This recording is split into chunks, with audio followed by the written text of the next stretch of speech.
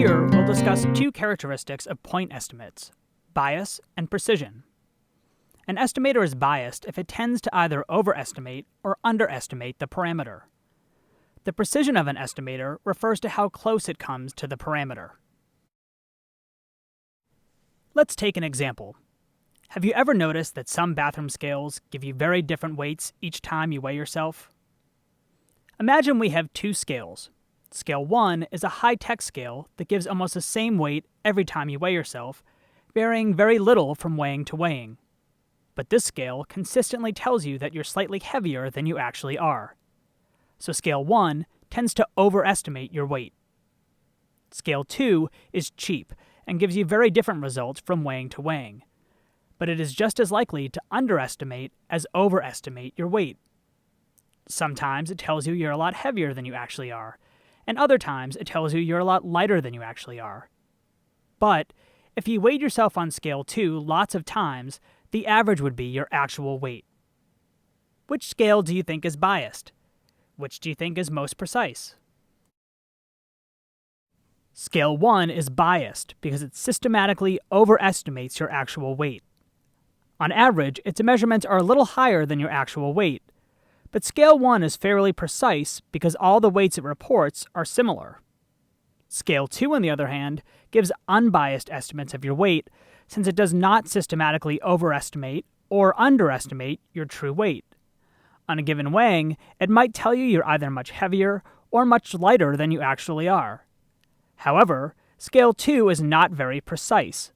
It might give you a shock some days, as its measurements are frequently a long way from your true weight.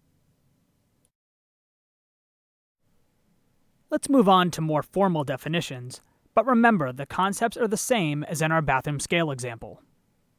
When we say a statistic is biased, we mean that the long-term average value of the statistic is not the parameter it is estimating. In our scales example, the statistic is the weight reported by the scale in a single weighing, and the parameter is your true weight. More formally, a statistic is biased if the mean of the sampling distribution of the statistic is not equal to the parameter it is estimating. Think back to what you learned about the sampling distribution of the mean.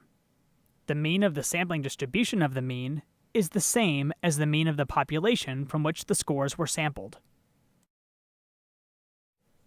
Therefore, the sample mean is an unbiased estimate of the population mean. Any given sample mean may underestimate or overestimate the population mean, but there is no systematic tendency for sample means to either under or overestimate. The formula used to calculate variance in a population is shown here.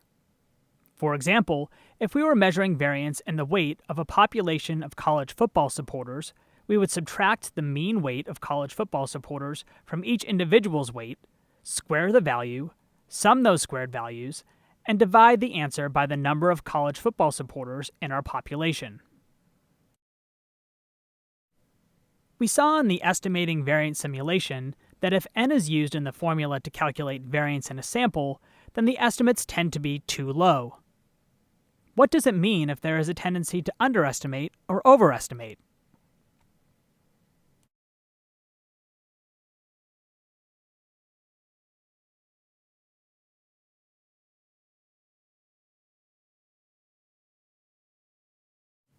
You've got it. It's biased. But there is a solution. To estimate the population variance from a sample, we use a similar formula, but the denominator is different. We use n-1 instead of n. By using the formula with n-1 in the denominator, we get an unbiased estimate of the population variance. n-1 is the degrees of freedom. Having discussed bias, let's switch back to precision. Do you remember what the definition for precision is? Precision refers to how accurately a statistic estimates a parameter, and it is usually measured by the standard error of the statistic. The smaller the standard error, the more precise the estimate. And conversely, the larger the standard error, the less precise the estimate.